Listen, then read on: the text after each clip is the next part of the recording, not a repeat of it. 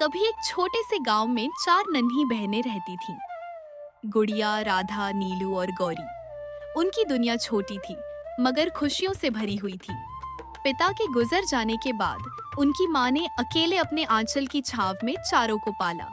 कभी खुद भूखी रहकर भी उन्हें पेट भर खिलाया, कभी आंसू छुपाकर मुस्कुराई। माँ के लिए वही चारों उसकी जिंदगी का मकसद थी। अरे बेटा, ध्यान से खेलना, कहीं गिर मत जाना वरना चोट लग जाएगी। माँ, आप हमेशा की तरह चिंता मत करो। कुछ नहीं होगा हमें। हाँ माँ, हम अब छोटे बच्चे नहीं रहे। हम आपकी तरह ही मजबूत हैं। हम खुद को संभालेंगे माँ। माँ मुस्कुराती है, आंखों में स्नेह और गर्व झलकता है और दिल से एक ही दुआ कि मेरी बेटियां जिंदगी भर ऐसे ही हंसती मुस्कुराती रहें। वक्त का पंछी उड़ता चला गया और एक दिन चारों बहनों की शादियां हो गईं। अब वे सब अपने अपने घरों की जिम्मेदारियां बन गई। माँ अब चौखट पर अकेली बैठी है। आंगन में वही सन्नाटा है जहाँ कभी बेटियों की हंसी गूंजती थी। चारों बहनों को किस्मत ने दूर दूर के घरों में बसा दिया था। वो बहनें जो एक दूसरे की सांसों में बसती थीं, अब अपनी अपनी दुनियाओं में गुम हो गईं। हर सुबह उनके लिए काम से शुरू होती और रातें थकान में ढल जाती। कभी चूल्हे की आंच में, कभी सिलाई के धागों में, कभी सास की डांट में, तो कभी बच्चों की हंसी में। कहीं ना कहीं हर बहन अपनी माँ की यादों में खो जाती थी। चारों को ऐसे पति मिले जिनकी दुनिया घर की दीवारों तक सिमटी थी, जहाँ मायके की बातें करना या माँ की यादों में खो जाना एक अनकही मनाही सी थी। मायके जाना, माँ से मिलना अब बस एक ख्वाब बन गया था। एक ऐसा ख्वाब जो आंखें बंद करते ही सामने आ जाता, मगर खुलते ही फिर जिम्मेदारियों की धूल में खो जाता।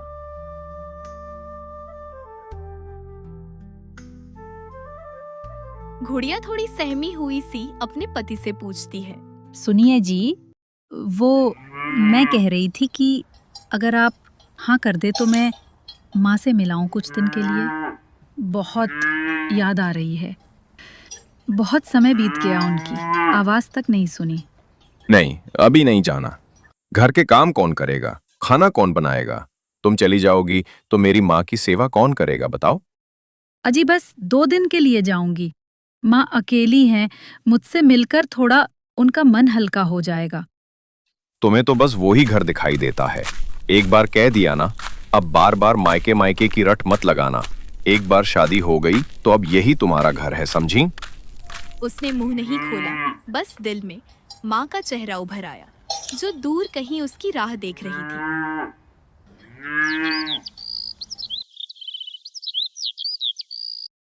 उधर राधा भी हिम्मत जुटाकर अपने पति से डरते हुए कहती है, अजी सुनो ना, सोच रही थी माँ से मिलने चली जाऊं कुछ दिन के लिए। बहुत दिनों से मिली नहीं, क्या पता कैसी होंगी वो। बहाने मत बनाओ राधा, तुम्हें पता है मेरी दीदी आने वाली हैं। यहाँ सारे मेहमानों को कौन संभालेगा? बाकी लोग भी तो अपनी माँ से दूर रहते हैं। तुम कोई अलग नहीं हो, फिर कभी चली जाना। अभी दीदी को आने में थोड़ा टाइम है ना।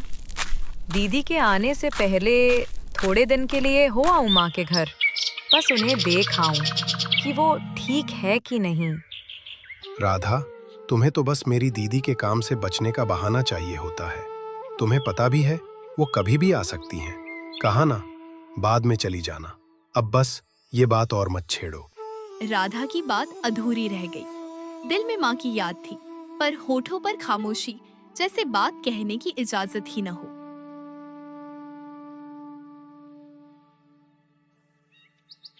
नीलू भी थकी थकी आवाज में मन में जमा मायके की यादों को संभालते हुए अपने पति से बोली, सुनिए जी, सच कहूँ तो अब बहुत थक जाती हूँ दिन भर घर के कामों में। सुबह से लेकर रात तक बस दौड़ती ही रहती हूँ। कभी अपने लिए एक पल भी नहीं मिलता। कभी कभी लगता है माँ की गोद में सिर रख दूं, थोड़ा चैन मिल जाएगा। माँ बहुत याद आ रही हैं। सोच रही थी कुछ दिन के लिए उनसे मिल आऊं। फिर वही शुरू हो गया तुम्हारा, माँ, मायका, माँ की याद। अब हर बार यही सुनना पड़ता है नीलू। और थक जाती हो का क्या मतलब? घर के ही काम तो करती हो बस। तुम्हें कब समझ आएगा कि अब ये ही तुम्हारा घर है, मायका नहीं। हर बार माँ माँ करके बच्चों जैसी बातें छोड़ दो। अब तुम किसी की बहू हो, जिम्मेदारी उठाओ, ना कि दिन रात माँ की यादों में खोई रहो। मैं जिम्मेदारी से भाग नहीं रही जी, बस माँ की ममता की खुशबू को थोड़ा महसूस करना चाहती थी।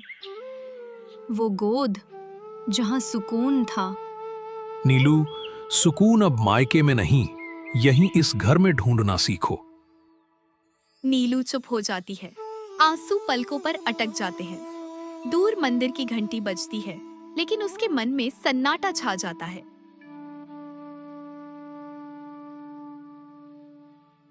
गौरी ने भी धीमी सी सांस भरी और अपना सपना सुनाते हुए अपने पति से कहने लगी। मनोज, पता है, मुझे आज सुबह एक सपना आया कि माँ आंगन में बैठी थी, मुझे बुला रही थी, जैसे बचपन में बुलाती थी। पता नहीं क्यों दिल बड़ा बेचैन है। सोच रही थी माँ से मिलाऊं 2-4 दिन के लिए। गोरी, हर बार यही बात, कभी ये काम कभी वो बहाना। अब मायके की आदत छोड़ दो। यहाँ भी बहुत काम है, खेतों में मजदूरों को देखना है, घर की रखवाली करनी है। तुम चली जाओगी तो सब कैसे होगा? मैं बस 2-3 दिन की तो बात कर रही हूँ। माँ भी बूढ़ी हो गई हैं, नज़र कमज़ोर हो रही है। कहती है, बेटी तेरी याद सताती है, तो सोचा थोड़ी देर उनके पास बैठ लूं। बस इतना ही चाहा था। गोरी, माँ की याद सबको आती है, लेकिन जिंदगी यादों से नहीं चलती, जिम्मेदारियों से चलती है। हर बात पर मायके की रट लगा देती हो तुम भी। अब बार बार ये माँ माँ मत दोहराओ, हमारे घर के भी तो अपने काम हैं। ठीक है जी, आप जैसा कहें।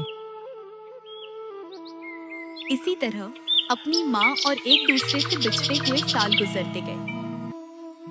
चारों बहनें गुड़िया, राधा, नीलू और गौरी अपने अपने जीवन की जिम्मेदारियों में बंधी रहीं। कभी बच्चों की परवरिश, कभी सास ससुर की सेवा, कभी पति के गुस्से, कभी समाज की बातें। जिंदगी चलती रही, पर माँ की याद और बहनों के अपनेपन की कमी कभी कम नहीं हुई।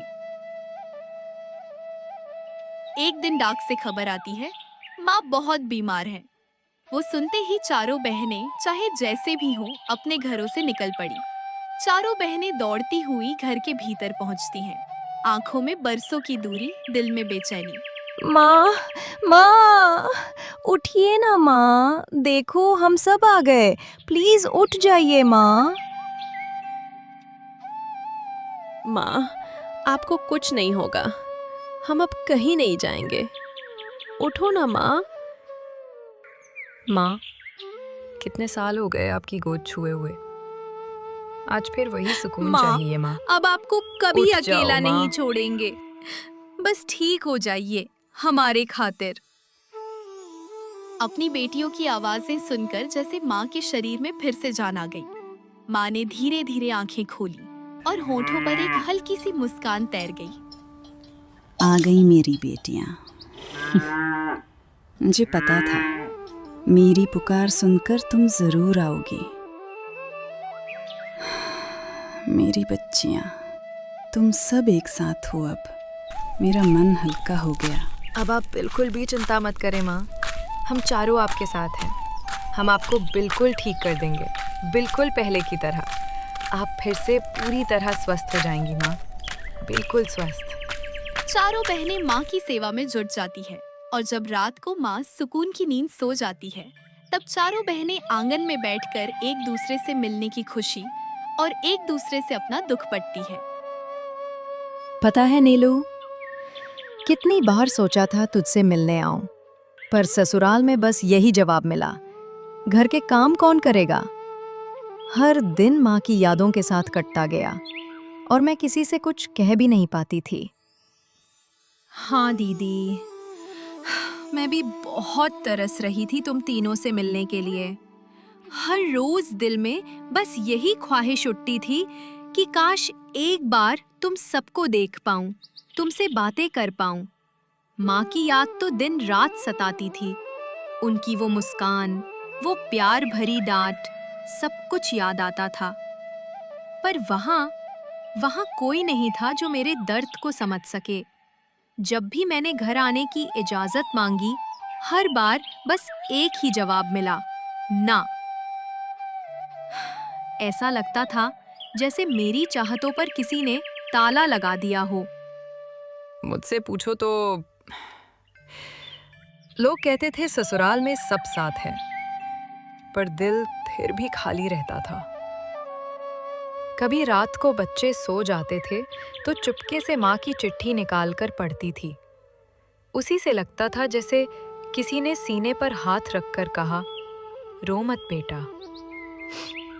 बस वही एक सुकून था। मैंने तो कितनी बार घर आने की, तुम सबसे मिलने की इजाजत मांगी थी, पर हर बार वही जवाब, अभी नहीं, बाद में। हर बार बाद में सुनकर साल निकल गए। कभी लगता था क्या सच में अब हम मिल भी पाएंगे। कभी माँ की तस्वीर देखकर लगता था क्या वो भी हमें याद करती होंगी ऐसे ही आंसुओं के साथ। कभी सोचा नहीं था एक दिन हम ऐसे मिलेंगे, माँ के बिस्तर के पास, आंसुओं में भी सुकून ढूंढते हुए।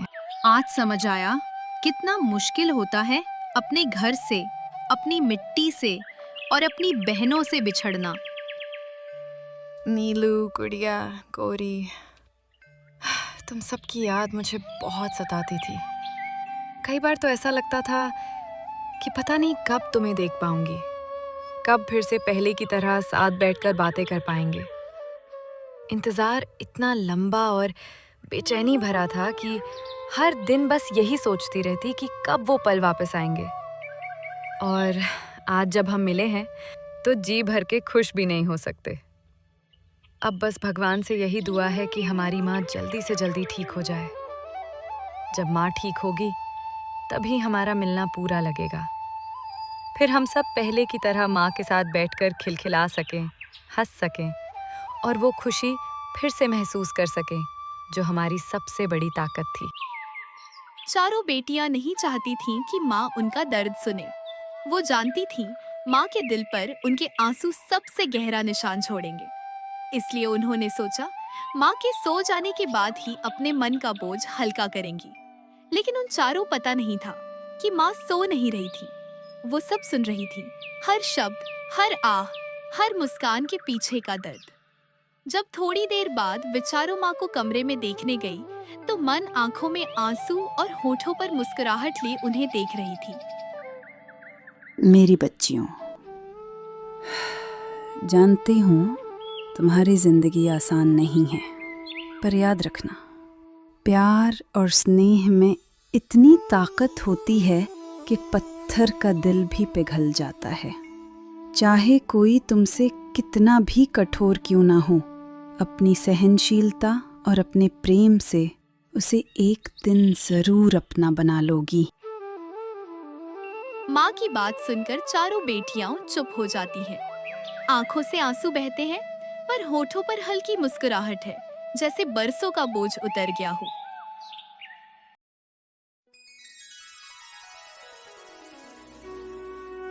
उसके बाद वे दिन रात माँ की सेवा में लग जाती हैं।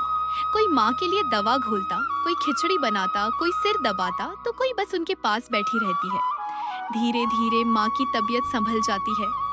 घर में फिर से वही पुरानी हसीन लौट आती है, जैसे बीते दिनों की मीठी यादें अचानक दरवाजा खटखटाकर मुस्कुरा देती हों।